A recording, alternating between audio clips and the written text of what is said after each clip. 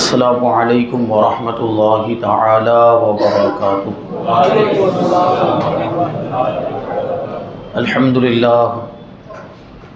अल्हम्दुलिल्लाहिल अज़ीमिल अलीमिल खबीर वस्सलातु वस्सलामु अला सय्यिदिना मुहम्मदिल बशीरिन नज़ीर व अला आलिहि व अस्हाबिहिल फ़ाइज़ीन बिमग़फ़िरतिन व अज्रिन करीम व हस्बुनल्लाहु व निअमल वकील फ़निअमल मौला व निअमन नसीर। अम्मा बअद फ़अऊज़ु बिल्लाहि मिनश शैतानिर रजीम। बिस्मिल्लाहिर रहमानिर रहीम। इन्नल्लाहा व मलाइकतहु युसल्लूना अलन नबिय्य या अय्युहल्लज़ीना आमनू सल्लू अलैहि व सल्लिमू तस्लीमा। अल्लाहुम्मा सल्लि अला सय्यिदिना व मौलाना मुहम्मदिन मअदिनिल जूदि वल करम व आलिहिल किराम व इब्निहिल करीम व बारिक व सल्लिम सलातन व सलामन अलैका या रसूलल्लाह सल्लल्लाहु तआला अलैका व सल्लम। अज़ीज़ान मिल्लत इस्लामिया, गुज़िश्ता जुमा जिस उन्वान का हमने आगाज़ किया, आज इंशाअल्लाह तबारक व तआला उसी को आगे बढ़ाएंगे। 3 महबूब खसलतों का बयान।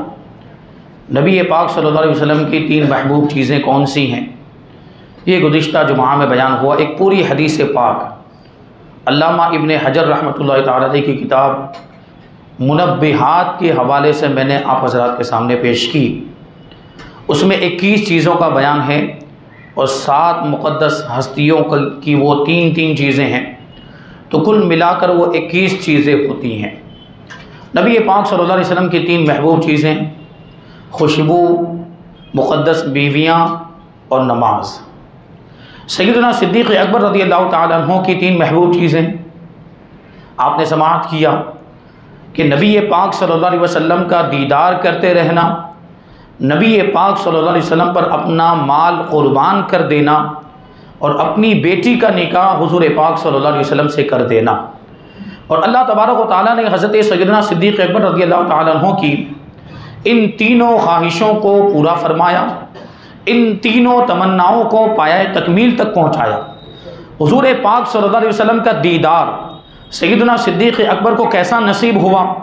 ऐलान नबूवत से पहले भी पक्के दोस्त थे, ऐलान नबूवत से पहले भी मुलाकातें होती थी, ज़ियारतें होती थी, लेकिन जब नबी पाक सल्लल्लाहु अलैहि वसल्लम ने ऐलान नबूवत फरमाया तो सबसे पहले ईमान लाने वाले भी सैयदना सिद्दीक़ अकबर हैं। और उसके बाद से नबी पाक सल्लल्लाहु अलैहि वसल्लम के दामन से ऐसे वाबस्ता हुए कि फिर किसी भी मोड़ पर आपने हुजूर पाक सल्लल्लाहु अलैहि वसल्लम का साथ नहीं छोड़ा है, जानिसारी का, वफादारी का सबूत पेश किया। हर मौके पर हुजूर पाक सल्लल्लाहु अलैहि वसल्लम के साथ रहे और अल्लाह तबारक व तआला ने आपकी इस ख्वाहिश को इस तरह से पूरा किया कि पूरी ज़िंदगी तो हुजूर पाक सल्लल्लाहु अलैहि वसल्लम का दीदार करते रहे, बल्कि गार में, गारे सौर में जब तशरीफ़ ले गए, वहाँ कोई और साथ में नहीं था, वहाँ भी अगर कोई साथ में था और उस वक्त भी हुजूर का दीदार अगर किसी को नसीब हो रहा था तो वो सैयदना सिद्दीक़ अकबर थे। तो वो गार में भी हुजूर के साथ हैं और मज़ार में भी हुजूर के साथ हैं, मज़ार में भी हुजूर के साथ हैं। और जब क़यामत के दिन कब्र मुबारक से उठेंगे उस वक्त भी हुजूर के साथ रहेंगे, मैदान महशर में भी हुजूर के साथ रहेंगे, बल्कि जन्नत में जहां हुजूर पाक सल्लल्लाहु अलैहि वसल्लम होंगे वहीं पर हज़रत सैयदना सिद्दीक़ अकबर भी होंगे। तो अल्लाह तबारक व तआला ने आपकी इस तमन्ना को इस अंदाज में पूरा फरमाया। दूसरी जो तमन्ना थी वो क्या थी, अपना माल नबी पाक सल्लल्लाहु अलैहि वसल्लम पर कुर्बान कर देना। और वो भी किस अंदाज में आपने उस पर अमल किया। आप जब मक्का मुकर्रमा में थे, नबी पाक सल्लल्लाहु अलैहि वसल्लम भी मक्का मुकर्रमा में थे, सैयदना सिद्दीक़ अकबर 40,000 दिरहम के मालिक थे। कितने दिरहम? 40,000 दिरहम के मालिक थे। मक्का मुकर्रमा में रहते हुए उन 40,000 दराहिम में से 35,000 दिरहम नबी पाक सल्लल्लाहु अलैहि वसल्लम की नुसरत और हिमायत में आपने खर्च कर डाले। फिर 5,000 जो दिरहम बचे थे वो मदीना मुनव्वरा में आने के बाद नबी पाक सल्लल्लाहु अलैहि वसल्लम पर ही कुर्बान कर दिए। और इसके अलावा भी जब भी मौका आता था अपने माल का नजराना लेकर नबी पाक सल्लल्लाहु अलैहि वसल्लम की बारगाह में पहुंच जाया करते थे। आपने जंग तबूक का वाकया सुना होगा कि जब नबी नबी पाक सल्लल्लाहु अलैहि वसल्लम ने लश्कर इस्लाम की मदद करने का ऐलान फरमाया कि कौन है जो लश्कर इस्लाम को तैयार कराए। तो हर कोई अपनी अपनी ताकत के मुताबिक, अपनी इस्तिताअत के मुताबिक मालो असबाब लेकर आ रहा है। कोई तलवारें लेकर आ रहा है, कोई हथियार लेकर आ रहा है, कोई दिरहम और दीनार लेकर आ रहा है, कोई जानवर लेकर आ रहा है, कोई खाने पीने का सामान लेकर आ रहा है। लेकिन सैयदना सिद्दीक़ अकबर रज़ी अल्लाह तआला अन्हु की कैफियत यह है कि कोई एक मखसूस माल लेकर नहीं आ रहे, बल्कि अपने घर का सारा सामान लेकर आए और हुजूर पाक सल्लल्लाहु अलैहि वसल्लम के कदमों में पेश कर दिया है। ये इश्क का जज्बा था नबी पाक सल्लल्लाहु अलैहि वसल्लम पर, कुर्बानी और ईसार का जज्बा था।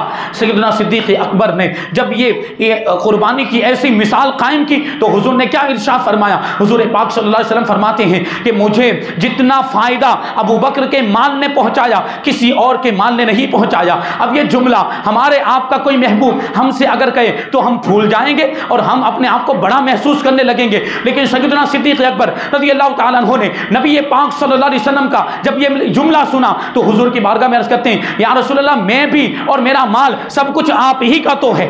ये दिल भी तुम्हारा है, ये जान भी तुम्हारी है, ये माल भी आपका है। तो ये सैयदना सिद्दीक़ अकबर रज़ियल्लाहु तआला अन्हु का ईसार और कुर्बानी का जज्बा। हुजूर पाक सल्लल्लाहु अलैहि वसल्लम पर अपना माल इस तरीके से सैयदना सिद्दीक़ अकबर ने कुर्बान किया और इस्लाम की राह में भी आपने अपना माल खर्च किया है। आपने ये सुना है कि 7 गुलाम ऐसे थे जो मुसलमान हो चुके थे लेकिन वो काफिरों की मिल्कियत में थे। तो वो जो काफिर थे उन पर जुल्म सितम किया करते थे। उनके मुसलमान हो जाने की वजह से सैयदना सिद्दीक़ अकबर रज़ियल्लाहु तआला अन्हु ने कसीर माल खर्च करके उन 7 गुलामों को खरीद कर आज़ाद किया है। और उन 7 गुलामों में से एक गुलाम कौन थे? हुजूर पाक सल्लल्लाहु अलैहि वसल्लम के आशिक़-ए-ज़ात हज़रत बिलाल हबशी रज़ियल्लाहु तआला अन्हु, उनको भी सैयदना सिद्दीक़ अकबर ने आज़ाद कराया है। तो ये शान है। तो 2 चीज़ों का बयान हो गया। तीसरी चीज़ क्या है कि मेरी बेटी हुजूर पाक सल्लल्लाहु अलैहि वसल्लम के निकाह में आ जाए। उनकी ये ख्वाहिश भी पूरी हुई। अल्लाह के रसूल सल्लल्लाहु अलैहि वसल्लम ने उम्मुल मोमिनीन हज़रत आयशा सिद्दीक़ा रज़ियल्लाहु तआला अन्हा को शरफ़े ज़ौजियत अता फरमाया, अपने निकाह में ले लिया, अपनी बीवी बना लिया। और हज़रत आयशा सिद्दीक़ा रज़ियल्लाहु तआला अन्हा की शान ये है कि उम्मुल मोमिनीन हज़रत खदीजतुल कुबरा रज़ियल्लाहु तआला अन्हा के बाद हुजूर पाक सल्लल्लाहु अलैहि वसल्लम अगर किसी ज़ौजाए मोहतरमा से सबसे ज़्यादा मोहब्बत फरमाते थे तो वो उम्मुल मोमिनीन हज़रत आयशा सिद्दीक़ा रज़ियल्लाहु तआला अन्हा है। और हज़रत आयशा सिद्दीक़ा रज़ियल्लाहु तआला अन्हा की शान क्या है कि हुज़ूर पाक सल्लल्लाहु अलैहि वसल्लम की अज़वाज मुताहरात में कुंवारी ज़ौजा अगर कोई हैं तो वो उम्मुल मोमिनीन है, हज़रत आयशा सिद्दीक़ा रज़ियल्लाहु तआला अन्हा है। और आपकी खुसूसियत ये है कि हुज़ूर पाक सल्लल्लाहु अलैहि वसल्लम आपके हुजरे में होते थे, आपकी गोद में सर रख के आराम फरमा रहे होते थे और उस वक्त भी वही इलाही का नुज़ुल हुआ करता था। और एक खुसूसियत आपकी ये है कि नबी पाक सल्लल्लाहु अलैहि वसल्लम का जब विसाल हुआ तब हज़रत आयशा सिद्दीक़ा रज़ियल्लाहु तआला अन्हा ही की बारी थी। हुजूर आपके हुजरे में ही मौजूद थे, वहीं पर आपका विसाल हुआ। और ये एक उसूल है, ये कायदा है कि नबी का जहां पर विसाल होता है, नबी का जहां पर इंतकाल होता है, उसको वहीं पर दफन किया जाता है। तो नबी पाक सल्लल्लाहु अलैहि वसल्लम का विसाल जो हुआ है वो उम्मुल मोमिनीन हज़रत आयशा सिद्दीक़ा रज़ियल्लाहु तआला अन्हा के हुजरे में हुआ। इसी वजह से हुजूर पाक सल्लल्लाहु अलैहि वसल्लम को उम्मुल मोमिनीन के हुजरे में ही दफन किया गया। और आज जो मज़ार पुर अनवार है वो उम्मुल मोमिनीन के हुजरे में ही मौजूद है। ये उम्मुल मोमिनीन की खुसूसियात में से है। अल्लाह तबारक व तआला ने ऐसा मकाम व मर्तबा अता फरमाया। और फिर वो इल्मी मकाम, अब जाहिर इस बात हुजूर से इतना करीब रही, हुजूर से बहुत ज़्यादा फैज़ हासिल करने का मौका मिला। हज़ारों की तादाद में आपने हदीसें नबी पाक सल्लल्लाहु अलैहि वसल्लम से समाअत फरमाई। तो ये ऐसा इल्मी मकाम अल्लाह तबारक व तआला ने आपको अता फरमाया था कि फिर बड़े बड़े सहाबा इकराम मसाइल दरियाफ्त करने के लिए, हुक्म मालूम करने के लिए, हदीसें सुनने के लिए आपकी बारगाह में हाजिर हुआ करते थे। ये उम्मुल मोमिनीन का मकाम और मर्तबा। तो सैयदना सिद्दीक़ अकबर की ये तीनों ख्वाहिशें अल्लाह तबारक व तआला ने पूरी फरमा दी। अब आते हैं हम हज़रत फ़ारूक़ आज़म रज़ियल्लाहु तआला अन्हु की तरफ। फ़ारूक़ आज़म को कौन सी 3 चीज़ें पसंद थी? भलाई का हुक्म देना, बुराई से रोकना और पुराना पैबंद लगा हुआ कपड़ा पहनना। ये पहली 2 चीज़ें हैं ना, वो तो इस उम्मत का तुर्रे इम्तियाज़ है। इस उम्मत को जो खैर उम्मत का लक़ब अता फरमाया गया और सबसे बेहतरीन उम्मत बनाया गया, तो उसकी ये जिम्मेदारी भी अल्लाह तबारक व तआला ने अता फरमाई है। और ये इसी बुनियाद पर इस उम्मत को खैर उम्मत का लक़ब मिला है, यानी बेहतरीन उम्मत का लक़ब मिला। अल्लाह तबारक व तआला कुरान मजीद में इरशाद फरमाता है, कुंतुम खैरा उम्मतिन उखरिजत लिन्नासी तअमुरुना बिल मारूफ व तनहौना अनिल मुनकर, कि तुम बेहतरीन उम्मत हो जो लोगों के लिए जाहिर की गई कि तुम भलाई का हुक्म देते हो और बुराई से रोकते हो, बुराई से मना करते हो। हज़रत फ़ारूक़ आज़म आज़म रज़ियल्लाहु ताला अन्हु की महबूब खसलतों में से ये जो दो प्यारी खसलतें हैं, अगर हम इन पर अमल करना शुरू कर दें तो इस पर अमल करने से पहले हमें सबसे पहले अपने आप की इस्लाह करनी पड़ेगी। पहले खुद सुधरना पड़ेगा, फिर दूसरों को बुराई से रोकेंगे, फिर दूसरों को भलाई का हुक्म देंगे, तो इंशाअल्लाह तबारक व तआला हमारा मुआशरा इस्लामी मुआशरा बन जाएगा और मुआशरे से बहुत सारी बुराइयों का खात्मा हो जाएगा। फारूक आज़म रज़ियल्लाहु ताला अन्हु की ये दो पसंदीदा चीज़ें, और पूरी ज़िंदगी आप इस पर सख्ती के साथ कायम रहे, अमल करते रहे। हुजूर पाक सल्लल्लाहु अलैहि वसल्लम के ज़माने में भी कोई भी गलत काम करता हुआ, किसी को भी आप गलत काम करते हुए देखते थे तो फ़ौरन उस पर जो है कि एक्शन लेते थे। आपने सुना होगा ना कि वो तलवार आपकी नियाम से बाहर आ जाती थी। नबी पाक सल्लल्लाहु अलैहि वसल्लम की बारगाह में इजाज़त तलब करते, या रसूलल्लाह हुक्म दीजिए कि मैं इसकी गर्दन उड़ा दूँ। इस्लाम के खिलाफ बात करता है, आपकी शान में गुस्ताखी करता है, तो कोई भी गलत काम आप बर्दाश्त नहीं करते थे। और जब आपका दौरे खिलाफत आया, जब आपका दौरे हुकूमत आया, उस वक्त तो आपकी जिम्मेदारियाँ और ज़्यादा बढ़ गई थी। तो अदल व इंसाफ का ऐसा निज़ाम आपने कायम किया था कि किसी भी मजलूम पर जुल्म बर्दाश्त नहीं किया जाता था और जालिम को यूं ही छोड़ा नहीं जाता था, उसको सजा दी जाती थी। ऐसा अदलिया का निज़ाम हज़रत फ़ारूक आज़म रज़ियल्लाहु ताला अन्हु ने कायम किया। हज़रत फ़ारूक आज़म रज़ियल्लाहु ताला अन्हु के दौर में ये शरई अदालत कायम हुई है, और ये अदालत का जो निज़ाम आज पूरी दुनिया के अंदर हम देख रहे हैं, सारे मुल्कों में हम देख रहे हैं, ये अदालत और कोर्ट कचहरी का निज़ाम है। ये फ़ारूक आज़म रज़ियल्लाहु ताला अन्हु की देन है, ये फ़ारूक आज़म का एहसान है। ये उसूल, ये ज़वाबित, ये क़वानीन जो मुरत्तब फरमाए हैं, ये किसी और ने नहीं बल्कि हज़रत फ़ारूक आज़म रज़ियल्लाहु ताला अन्हु ने मुरत्तब फरमाए। उसी से ये दुनिया वालों ने फ़ायदा उठाया है, उसी को लेकर उसको आगे बढ़ाया है। लेकिन मानते नहीं है कि हमने फ़ारूक आज़म के उससे लिया है, फ़ारूक आज़म रज़ियल्लाहु ताला अन्हु के उसूल व क़वानीन से हमने इस्तिफ़ादा किया, वो मानते नहीं। लेकिन हकीकत यही है कि सबसे पहले अदालत का निज़ाम अगर किसी ने कायम किया है तो वो फ़ारूक आज़म रज़ियल्लाहु ताला अन्हु है। और सबसे पहले पुलिस का महकमा भी आप ही ने कायम किया। पुलिस का महकमा भी, पहले फौज हुआ करती थी, लश्कर हुआ करते थे, लेकिन बाकायदा पुलिस का महकमा नहीं था कि पहरेदारी हो, इधर उधर चक्कर लगाएं, गश्त करें, लोगों का ध्यान रखें, लोगों का ख्याल रखें और जालिमों को, मुजरिमों को पकड़ें और उनका मुआखज़ा करें और उनको शरई अदालत में पहुँचाएँ। ये पुलिस का महकमा भी अगर सबसे पहले किसी ने कायम किया है तो वो फ़ारूक आज़म रज़ियल्लाहु ताला अन्हु की ज़ात है। और ये अम्र बिल मारूफ और नही अनिल मुनकर पर अमल करने का एक तरीक़ा था कि इसके ज़रिए से भी भलाइयों का हुक्म दिया जाता था और बुराइयों से लोगों को रोका जाता था। तो ये फ़ारूक आज़म रज़ियल्लाहु ताला अन्हु की दो महबूब चीज़ें। और तीसरी चीज़ क्या है? पुराना लिबास पहनना। फ़ारूक आज़म रज़ियल्लाहु ताला अन्हु के बारे में आया है कि आप ऐसा लिबास पहनते थे कि जिसमें 7 पेवंद लगे हुए होते थे।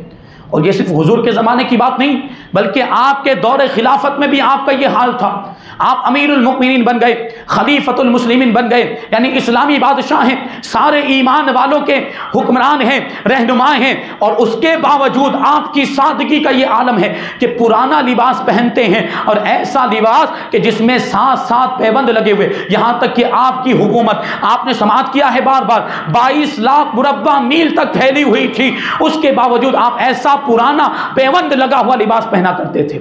कुरान पाक में ऐसे ही लोगों की तारीफ बयान करते हुए परवरदिगार इरशाद फरमाता है, वयुसिरूना अला अनफुसिहिम वलौ कान बिहिम खसासा, कि अगरचे ये लोग जो अल्लाह के नेक बंदे हैं, अगरचे खुद गरीब हों, अगरचे खुद मोहताजी का शिकार हो, लेकिन अपने आप पर दूसरों को तरजीह दिया करते हैं, यानी खुद भूखे रहते हैं, दूसरों को खाना खिलाते हैं, खुद पुराना लिबास पहनते हैं लेकिन दूसरों को अच्छा और नया लिबास पहनाया करते हैं। हज़रत फ़ारूक आज़म रज़ियल्लाहु ताला अन्हु का यही तरीक़ा था कि खुद ये सादगी वाला लिबास पहना करते थे, पेबंद लगा हुआ लिबास पहना करते थे, लेकिन दूसरों को अच्छा लिबास पहनाते थे, अपनी रियाया को नया लिबास मुहैया कराया करते थे। ये फ़ारूक आज़म रज़ियल्लाहु ताला अन्हु की शान है। तो देखिए, अच्छा लिबास पहनना कोई बुरा नहीं है। ये हज़रत फ़ारूक आज़म रज़ियल्लाहु ताला अन्हु की सब्र और रिज़ा और आपकी क़नाअत का आलम है। अल्लाह तबारक व तआला पर आपको भरोसा था, या उस तवक्कुल की अलामत है कि आप वो सादगी वाली ज़िंदगी इख्तियार करते थे। फ़ारूक आज़म रज़ियल्लाहु ताला अन्हु, अगर हमें अल्लाह तबारक व तआला ने माल अता फरमाया, दौलत अता फरमाई, तो हम अच्छा लिबास पहन सकते हैं, लेकिन उसमें भी एक तरह से सादगी झलकनी चाहिए। यानी अच्छा लिबास हो, यानी साफ़ सुथरा हो और उम्दा लिबास हो, लेकिन सादगी वाला होना चाहिए। दुनियादारों जैसा नहीं होना चाहिए, फासिकों जैसा लिबास नहीं होना चाहिए, गुनहगारों जैसा लिबास नहीं होना चाहिए, बल्कि अल्लाह के नेक बंदों, बुजुर्गान दीन जैसा लिबास हमें पहनना चाहिए। तो ये फ़ारूक आज़म रज़ियल्लाहु ताला अन्हु की ज़िंदगी से हमें सबक मिलता है। अब हम आते हैं हज़रत सैयदना उस्मान गनी रज़ियल्लाहु ताला अन्हु की 3 महबूब खसलतों की तरफ। आपने क्या फरमाया कि मुझे दुनिया की चीज़ों में से ये 3 चीज़ें पसंद हैं, भूखों को खाना खिलाना, जिनके पास लिबास नहीं है उनको लिबास पहनाना, और तिलावत कुरान करना। हज़रत उस्मान गनी को ये 3 चीज़ें पसंद। पहले नंबर पर हैं भूखों को खाना खिलाना, ये बहुत प्यारी चीज़ है। और जो भूखों को खाना खिलाता है अल्लाह तबारक व तआला की बारगाह में उसका शुमार अबरार में होता है। अबरार का मतलब क्या? नेक लोग। भूखों को खाना खिलाने वालों का शुमार नेक लोगों में होता है। और उनकी तारीफ में अल्लाह तबारक व तआला इरशाद फरमाता है वयुतइमून अत्ताम अला हुब्बिही मिस्कीनम व यतीमम व असीरा, कि वो लोग अल्लाह तबारक व तआला की मोहब्बत में मिस्कीन को, यतीम को और कैदी को खाना खिलाते हैं, जबकि उनको खाने की खुद ज़रूरत है, वो खुद भूखे होते हैं लेकिन दूसरों को खाना खिला दिया करते हैं। और जब इस तरह से वो सब्र का मुजाहरा करते हैं, खुद नहीं खाते और लोगों को खिला दिया करते हैं, तो अल्लाह तबारक व तआला उन्हें बदला क्या अता फरमाता है। कुरान मजीद में अल्लाह तबारक व तआला इरशाद फरमाता है वजज़ाहुम बिमा सबरू जन्नतम व हरीरा। अल्लाह तबारक व तआला ने उनके सब्र के बदले में उन्हें जन्नत अता फरमाई और जन्नत के रेशमी लिबास अता फरमाए। मुत्तकीईन फीहा अलल अराइक, कि वो जन्नत में तख्तों पर टेक लगाए हुए, तकिया लगाए हुए बड़ी शान और शौकत के साथ वो बैठे हुए होंगे। ला यरौना फीहा शम्सन वला ज़महरीरा, और वो जन्नत में धूप की गर्मी और धूप की तपिश को नहीं देखेंगे और ना ही बहुत ज़्यादा ठंडी की शिद्दत उनको महसूस होगी। इंतहाई मुअतदिल मौसम होगा, बहुत ज़्यादा गर्मी भी नहीं होगी, बहुत ज़्यादा ठंडी भी नहीं होगी। ये अल्लाह की राह में अपना माल खर्च करने वालों को अल्लाह तबारक व तआला ये इनाम अता फरमाता है। भूखों को खाना खिलाने वालों को अल्लाह तबारक व तआला जन्नत की ये नेमतें अता फरमाता है। तो भूखों को खाना खिलाना बड़ी फजीलत की बात है। हज़रत उस्मान गनी को दूसरी चीज़ क्या पसंद थी? बेलिबास लोगों को लिबास पहनाना। ये भी बहुत ही नेक अमल है, अल्लाह को राज़ी करने वाला काम है। नबी पाक सल्लल्लाहु अलैहि वसल्लम इरशाद फरमाते हैं अय्युमा मुस्लिमिन कसा मुस्लिमन सौबन अला उर्यिन कसाहुल्लाहु मिन खुदरिल जन्ना, कि जो भी मुसलमान अपने किसी मुसलमान नंगे भाई को जिसके पास लिबास ना हो उसको लिबास पहनाएगा तो अल्लाह तबारक व तआला उसे जन्नती सब्ज लिबास अता फरमाएगा। ये जो दुनिया के लिबास हैं ये तो सब यहीं की रह जाएंगे। अगर कोई कितना ही ईमानदार क्यों ना हो, उसके पास लिबास और कपड़ों की अलमारियां भरी हुई क्यों ना हो, ये सब यहीं के यहीं धरा का धरा रह जाएगा। खब्र में कुछ भी नहीं आएगा, मैदान महशर में कुछ नहीं होगा। अगर वहां पर कोई लिबास होगा तो वो तकवा और परहेजगारी का लिबास होगा, वो जन्नती लिबास होगा। जहन्नमियों को तो जहन्नम की आग का लिबास पहनाया जाएगा, लेकिन जन्नतियों को जन्नत के सब्ज रंग के लिबास अता फरमाए जाएंगे। तो ये जो होगा ना, जिसने दुनिया में अपने किसी मुसलमान भाई को लिबास पहनाया होगा, उसके पास लिबास ना होने की वजह से उसके लिए कपड़ा मुहैया किया होगा, लिबास मुहैया किया होगा, तो अल्लाह तबारक व तआला उसे जन्नती लिबास अता फरमाएगा। अब हम में से कौन नहीं चाहता कि उसे जन्नती लिबास मिल जाए? हर कोई ये चाहता है। तो हम ये काम करना शुरू कर दें, भूखों को खाना खिलाना भी शुरू कर दें, और जिनके पास लिबास नहीं है उनको लिबास पहनाना शुरू कर दें, तो इंशाअल्लाह हम जन्नत के हकदार हो जाएंगे। अल्लाह तबारक व तआला हमसे राज़ी हो जाएगा, और जब अल्लाह ताला राज़ी हो जाएगा तो हमारी दुनिया भी कामयाब है और हमारी आखिरत भी कामयाब है। और फिर हज़रत उस्मान गनी रज़ियल्लाहु ताला अन्हु की तीसरी महबूब चीज़ क्या है? तिलावत कुरान। हदीस पाक के अंदर है, मिशकात शरीफ के अंदर ये हदीस मौजूद है। अल्लाह के रसूल सल्लल्लाहु अलैहि वसल्लम फरमाते हैं अल जन्नतु तश्ताक़ु इला अर्बअति नफरिन तालिल कुरान व मुतइमिल जिआन व हाफिज़िल लिसान व साइमी फ़ी शहर रमज़ान, कि जन्नत 4 लोगों की मुश्ताक़ रहती है, यानी जन्नत 4 लोगों की ख्वाहिश करती है। हर कोई जन्नत की ख्वाहिश कर रहा है, हर शख्स ये चाहता है कि उसे जन्नत मिल जाए, लेकिन जन्नत इन 4 लोगों की ख्वाहिश करती है, यानी खुद जन्नत चाह रही है कि ये 4 लोग जन्नत में पहुंच जाएं। वो कौन है? अगर हम जन्नती बनना चाहते हैं तो ये जन्नती होने का नुस्खा हमें अता फरमाया गया। पहले नंबर पर है कुरान की तिलावत करने वाला, दूसरे नंबर पर है भूखों को खाना खिलाने वाला, तीसरे नंबर पर है अपनी ज़बान की हिफाजत करने वाला। यानी ज़बान से कोई भी गलत बात न बोलने वाला, ज़बान से गाली गलोच और बेहयाई की बात न करने वाला, और जब भी बोले तो अच्छी बात ही बोले वरना खामोश रहे, ऐसे शख्स के लिए भी जन्नत मुश्ताक रहती है। और चौथे नंबर पर है रमज़ान के महीने के रोज़े रखने वाला। ये 4 लोग ऐसे हैं कि जन्नत उनकी मुश्ताक रहती है, जन्नत उनकी ख्वाहिश करती है। अल्लाह तबारक व तआला हमें ये चारों खसलतें अपने अंदर पैदा करने की तौफीक अता फरमाए। अब मौला कायनात हज़रत अली शेर खुदा रज़ी अल्लाह तआला अन्हु की 3 महबूब खसलतों को देखते हैं। आपने पहले नंबर पर क्या फरमाया?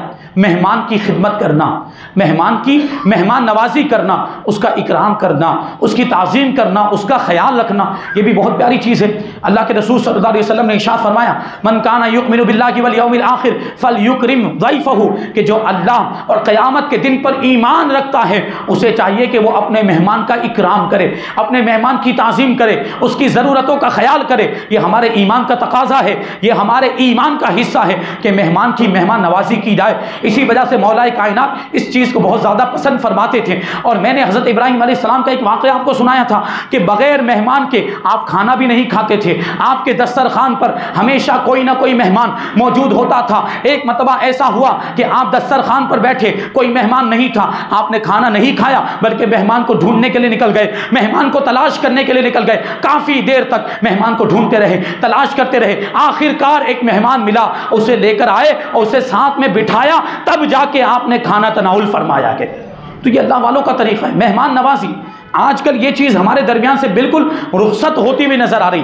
मेहमान नवाजी, मेहमानों का ख्याल रखना, ये चीज़ ख़त्म होती जा रही। अब क्या होता क्या है मालूम है आपको? सिर्फ रिश्तेदारों को बुला लिया गया, रिश्तेदारों को खिला दिया गया, रिश्तेदारों के साथ ही मामला हो रहे हैं और उन्हीं को मेहमान समझा जा रहा है। तकरीबात में भी, प्रोग्रामात में भी, फंक्शन में भी रिश्तेदार ही रिश्तेदार नज़र आते हैं। जो मुसाफिर हैं, जो वाकई ज़रूरतमंद हैं, जिसको खिलाने की ज़रूरत है, उसको खिलाया ही नहीं जा रहा है। जो खाते पीते घर से ताल्लुक़ रख रहा है, जो पहले से खाता पीता है, उसे मज़ीद खिलाया जा रहा है। जिसको खिलाने की जरूरत है उसको नहीं खिलाया जा रहा है। ज्यादा सवाब तो उसमें था कि आप किसी मुसाफिर को देखते जो दूसरी जगह से आया हो, जिसको जरूरत हो, जो बेचारा इधर उधर भटक रहा हो, इधर उधर घूम रहा हो, उसको मेहमान बनाया जाए और उसको आप अपने घर में लाएं, उसका इकराम करें, उसकी ताज़ीम करें, उसको खाना खिलाएं तो जन्नत के हकदार बन जाएंगे। कितना सवाब है, कितना अजीम सवाब है इसके अंदर। तो हज़रत मौला कायनात शेर खुदा रज़ी अल्लाह तआला अन्हु की पहली महबूब चीज़ यही है कि मेहमान नवाजी की जाए। और दूसरी चीज़ क्या है? आपने समाअत किया, गर्मी के दिनों में रोज़ा रखना। गर्मी के दिनों में रोज़ा, और रोज़ा कितनी फजीलत रखता है ये आपको बताने की हाजत नहीं है। रोज़े में कितनी फजीलत है। रोज़ा जहन्नम से ढाल बन जाता है। रोज़ा जो है वो रोज़ेदार को जहन्नम से बचाता है। और अभी आपने समाअत किया कि 4 लोग ऐसे हैं कि जन्नत जिनकी मुश्ताक रहती है, उनमें से एक रमज़ान के रोज़े रखने वाला भी तो है। तो ये रोज़ा रखना बड़ी फजीलत की बात है और रोज़े की जज़ा अल्लाह तबारक व तआला खुद अता फरमाएगा। रोज़े की जज़ा कोई मुकर्रर नहीं की गई, रोज़े का कोई बदला फिक्स नहीं किया गया। अल्लाह तबारक व तआला इरशाद फरमाता है कि रोज़ा मेरे लिए ही है और मैं ही इसका बदला दूंगा। अब वो तो अल्लाह तबारक व तआला जब बदला अता फरमाएगा तब हमें पता चलेगा कि उसका कितना अजर व सवाब है। तो ये रोज़े की फजीलत है। और रोज़े में जितनी ज़्यादा तकलीफ़ हो, जितना ज़्यादा भूख का एहसास हो, जितना ज़्यादा प्यास की शिद्दत का एहसास हो, उतना ही ज़्यादा सवाब मिलता है। और ये कब होगा? जब गर्मी के मौसम में रोज़े आएंगे, जब गर्मी के मौसम में रोज़े रखे जाएंगे। अभी कुछ सालों से गर्मी के मौसम में ही रमज़ान का महीना आ रहा है और लंबे लंबे रोज़े हो रहे हैं। अब इस साल जो है थोड़ा मामला कम हो जाएगा, ठंडी का मौसम भी उस वक्त रहेगा। तो बहरहाल गर्मी के मौसम में जो रोज़े रखे जाएँ उसका सवाब ज़्यादा होता है। जितनी तकलीफ़ होगी, जितना आप जो है कि भूख और प्यास को बर्दाश्त करेंगे, अल्लाह तबारक व तआला उतना ही ज़्यादा आपको सवाब अता फरमाएगा। इसी बुनियाद पर हज़रत मौला कायनात ने इस चीज़ को पसंद फरमाया, गर्मियों के रोज़ों को आपने पसंद फरमाया।